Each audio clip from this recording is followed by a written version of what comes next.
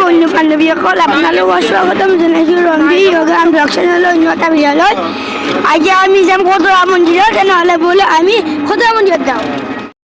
বান্ধৱীসকল এতিয়া আমি খটৰা মন্দিৰ আহি পালোঁ। এতিয়া মই খটৰা মন্দিৰৰ কিন্তু দৃশ্য দেখিবলৈ ওলাইছোঁ। বান্ধৱীসকল এয়া হনুমান বঢ়িয়াকৈ মূৰ্তি বনাই থৈ দিছে, আৰু এয়া শৰাই তলত এয়া এই সূতাত কাছ পুতি দিছে, ভাল লাগিছে।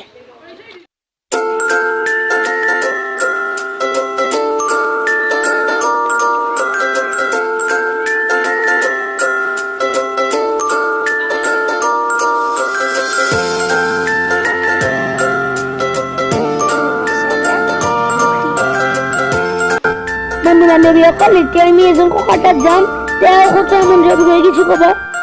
শ্ৰী শ্ৰী মাধৱদেৱৰ প্ৰপন্ন শিষ্য লেচাকুণীয়া গোবিন্দ হাতৈ 1568 খ্ৰীষ্টাব্দত এই সত্ৰখন প্ৰতিষ্ঠা কৰিছে, আৰু এই সত্ৰ প্ৰতিষ্ঠা কৰাৰ সময়ত তেখেতে এটা অলৌকিক মহিমা দেখিছে।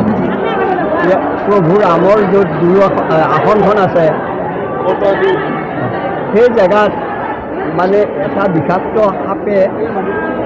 সাপ এটা ভেকুলীয়ে খাই আছে।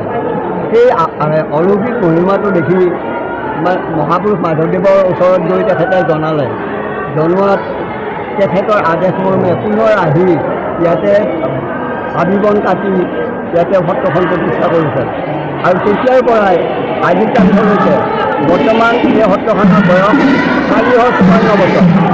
এই 454 বছৰে বিভিন্ন জেগাৰ ভকত আহি ইয়াতে সেৱা শুশ্ৰূষা কৰি আছে, আৰু এই সত্ৰখন শাক্ত শৈৱ বৈষ্ণৱ দানৱীয় সকলো ধৰ্মৰ লোকৰ কাৰণে খোলা আছে।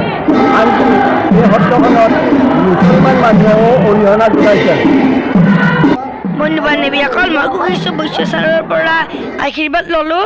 তেওঁবোৰে আমাৰ মাৰ নৃত্য শিকোৱা গুৰু আছিল।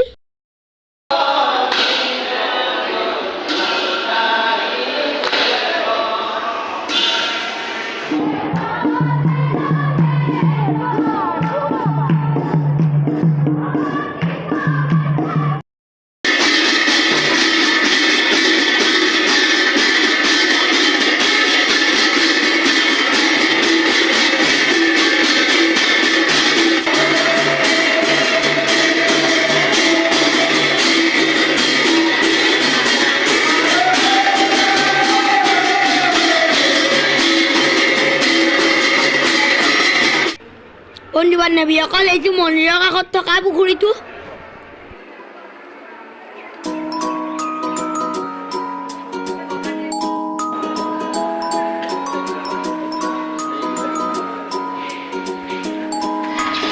বন্ধু বান্ধৱীসকল এতিয়া সকলোৱে প্ৰসাদ গ্ৰহণ কৰিব।